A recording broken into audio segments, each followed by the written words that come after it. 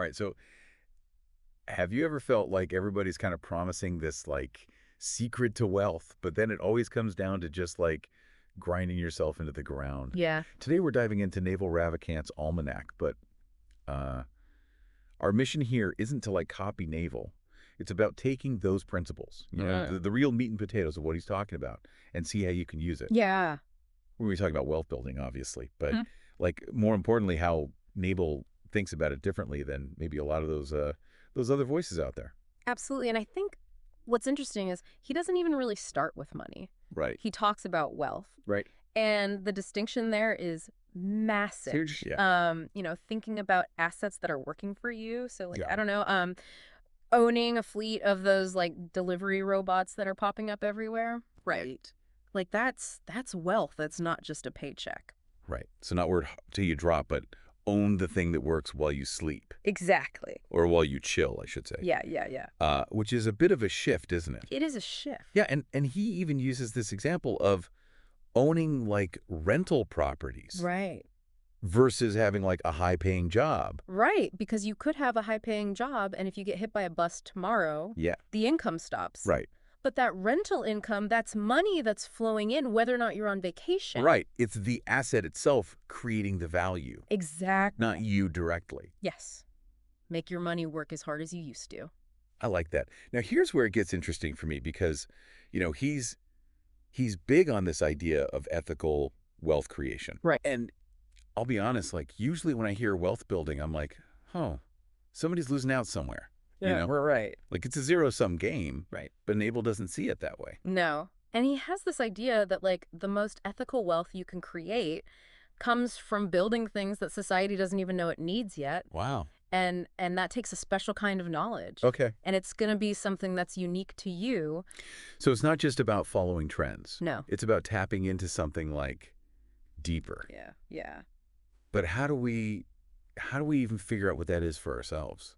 So he's big on this idea of looking back to when you were a kid even, and like what you were naturally drawn to, right? Like what felt like play to you. Yeah. While everybody else, looked at it as like, oh, this is work. And that might hold a clue to this specific knowledge. It's making me think about how I used to take apart radios and like, There you go. yeah. Yeah. Like I don't know what I was doing, but I was just fascinated by it. And everybody else was like, stop, you're going to break it. Right. Exactly. Yeah. So find that thing that feels right to you. Yes. That's where this specific knowledge comes in. Yes. Okay. And then to actually like build that wealth, Naval's all about this idea of playing long-term games with long-term people. Yes. He talks about working with Elad Gil, right, another successful investor. Yep. And how they really prioritize being fair and being generous with each other and their dealings. It's not about being nice to be nice. Right. It's understanding that relationships like money can compound over time. And when you're in it for the long haul with the people that you trust and respect, that's where the real magic happens. So it's not just about like the transaction. No. It's about the fact that you're going to be working with this person for years to come, potentially. Exactly. And that relationship needs to be solid. Yes. It has to be built on a foundation of trust and mutual respect. Okay, interesting. Now, I know what you're thinking because I was thinking the same thing. It's like, okay, this all sounds great, but how do I actually amplify my efforts? Yeah. Like how do I actually create that kind of wealth? Right. And Naval has this fascinating thing called the leverage equation. Yeah. And it really breaks down these different types of leverages. Right. He talks about labor, he talks about capital, he talks about code and media. Yeah. And how these can be the force multiplier in your journey. Absolutely. But it's interesting because he actually ranks labor as the least impressive form of leverage. I know. Which I don't know if my parents would agree with that. Right. Yeah. It's counterintuitive in a way. Right. But what's fascinating there is like that shift, right? Yeah. Where he's highlighting code and media are permissionless leverage. Yes. Meaning that anybody with a computer and an internet connection can essentially tap into this power. It's true. You can write a program, you can build a website, you can create content, you can reach a global audience, all without asking permission from the gatekeepers of old. Right. You're not beholden to like, can I get on the radio? Can I get this TV show? Exactly. It's like, no, you have the tools at your disposal right here. Yes. And so like you were saying earlier about finding that specific knowledge right. and then using these tools, this code, this media to actually like get it out there. Share it with the world, yeah. Share it with the world. And it's a game changer. It is. It really is. Because you're no longer limited by the traditional ways of doing things. And I think that's something that's often overlooked. Yeah. We talk about, the importance of skills and knowledge. Right. But the ability to amplify those through these new forms of leverage is really, I think, what can make a significant difference. Yeah. Okay. So give me some real world examples, because Naval uses companies like Trulia and Redfin and Zillow to kind of illustrate how this works. So they essentially combined leverage, in this case, code capital, with their knowledge of the real estate market. Right. And then they put their name on it, right? Like their reputation. Huge. Right. And that's actually a really crucial part, accountability. Yeah. Like, it's one thing to have the knowledge, even the leverage, but to actually put your name and your reputation on the line. Right. It demonstrates a certain level of belief. I'm willing to stand behind this. Exactly. This isn't just some fly-by-night thing. Yeah, this is something I actually believe in, and I'm putting my name on the line. It's like the difference between saying, hey, this might work. Right. And I believe in this so much, I am sticking my reputation on it. Exactly. And that's a powerful statement. It is. And what's interesting is this principle isn't limited to, Silicon Valley tech companies. Okay. Take a contractor, for example. Yeah. They might not be, coding an app. Right. But they're leveraging their expertise, their network of contacts, their reputation for quality work. Right. To build a successful business. So it's about identifying the right kind of leverage for your field. Yeah. Okay. And then combining that with that unique knowledge and then the commitment to deliver. Yeah. Understanding the underlying principles. Yeah. And then applying them to your own specific context. Now, I know what you're thinking, because I was thinking the same thing. It's like, this all sounds great, but what about luck? Right. Don't you need at least a little bit of luck to become wealthy? Sure. And Naval actually has a really interesting perspective on this. Okay. He believes you can get rich without getting lucky. Interesting. Which kind of sounds impossible on the face of it, right? It seems counterintuitive. It does. Yeah. So he breaks luck down into 4 different categories. And so blind luck is exactly what it sounds like. Yeah. You win the lottery. Right. You're walking down the street, you find $1 million. Exactly. That's blind luck. Yep. And then there's the luck that comes from persistence and hustle. Right. Like you're just putting yourself out there, you're doing the work. You showing up consistently. Yeah, you're making connections, you're just putting in the reps. Exactly. And then there's the luck that comes from being able to spot the opportunities that other people miss. Yeah, having that vision. Right. It's like being able to connect the dots. Recognizing the patterns. Yeah, and having the courage to actually act on those. Exactly. Yeah, that's a big part of it. Because you can spot the opportunity all day long. Right. But if you don't do anything about it, it doesn't matter. You're right. It's meaningless. And then finally, there's the luck that you create by becoming so good at what you do that you're the go-to person. Right. You're the one that everybody wants to work with. You become the only option. Right. People need what you have. Exactly. And so it's almost like you're stacking the deck in your favor. Right. By focusing on the things that you can control, your effort, your knowledge, your ability to recognize and seize those opportunities. It's about maximizing those elements that are within your control. And I'm reminded of that story that he tells about the treasure diver. Yeah. What about it? You know, where it's like, yeah, someone might stumble across a sunken treasure just by pure chance. Right place, right time. But it's the diver who has spent years honing their skills, building their reputation, right, developing that ability to see what other people don't see. Yep. Who's going to be the one to retrieve the treasure? That's a great analogy. Right. And it's not just about the skill. It's more than that. Because if you're that diver, you also have to be trustworthy. Right. People have to know they can count on you to deliver. Reputation is everything. Exactly. And that reputation for integrity? Yeah.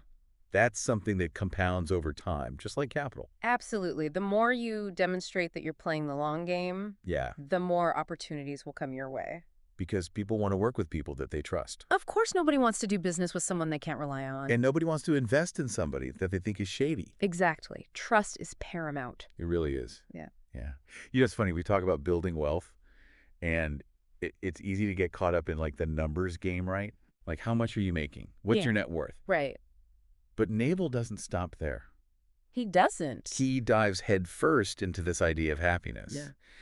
And what I find really interesting is he approaches it almost like a skill to be honed, Right. not just this like lucky feeling that hits you out of the blue. Not this like accidental byproduct of success or wealth or anything like that. Exactly. Yeah, It's almost counterintuitive, isn't it? it is. We think if I just achieve X, then I'll be happy. If Mhm. I get that promotion, if I buy that house, If I find the right partner, yeah. exactly, then I'll finally be happy. Right. He flips the script. Yeah. He focuses on cultivating this inner peace and contentment as the foundation That's for true. everything else. And the interesting thing is like, it worked for him. Yeah. He's a big advocate for it, clearly. Yeah. So how do we do that? Like, how do we actually build that inner peace? He talks about this concept of the monkey mind, which I can totally relate to. Oh, yeah. This constant chatter of thoughts and worries just like bouncing around in your head. Right. It never stops, does it? Never stops. What's his solution? Cold showers. Of course. Right. He actually got this from Wim Hof the Iceman. Oh, really? Yeah, who's all about cold exposure. And Naval says those cold showers, they helped him tame his monkey mind. I can only imagine that first one. Right. It's brutal. Oh my gosh. But I guess it makes sense. Yeah. It's like this jolt to your system. Right. It forces you to be present. Yeah. You can't think about anything else when that cold water hits you.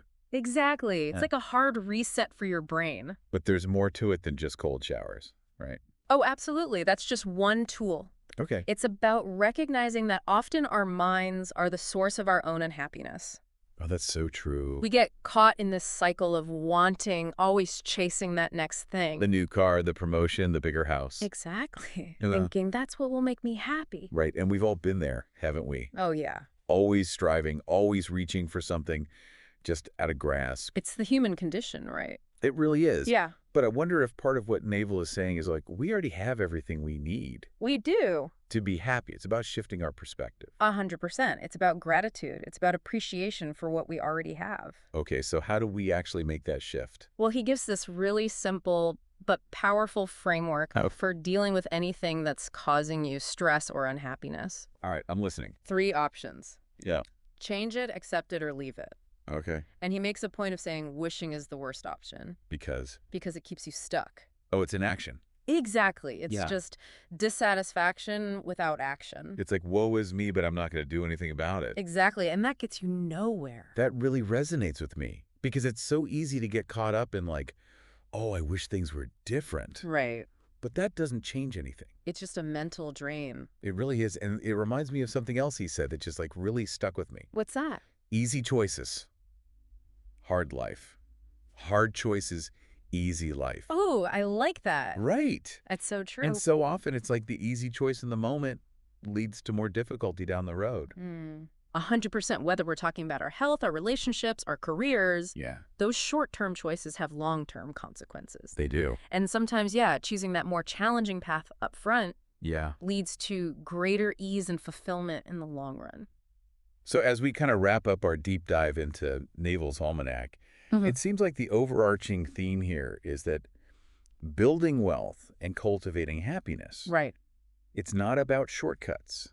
It's not about quick fixes. No. It's about aligning your actions with these principles that compound over time. Absolutely. Whether that's, embracing ethical wealth creation, nurturing those genuine relationships, Right. or mastering our own minds. It's about the long game. It is. It's about the long game. Making those small, consistent choices Yeah. that ultimately lead to a richer, more meaningful life. And one final thought from Naval to leave you with. Okay. If you're evenly split on a difficult decision, take the path more painful in the short term. Ooh, that's a good one. Right. Think about that for a moment. Yeah. Why would that counterintuitive advice actually lead to a more fulfilling and successful life?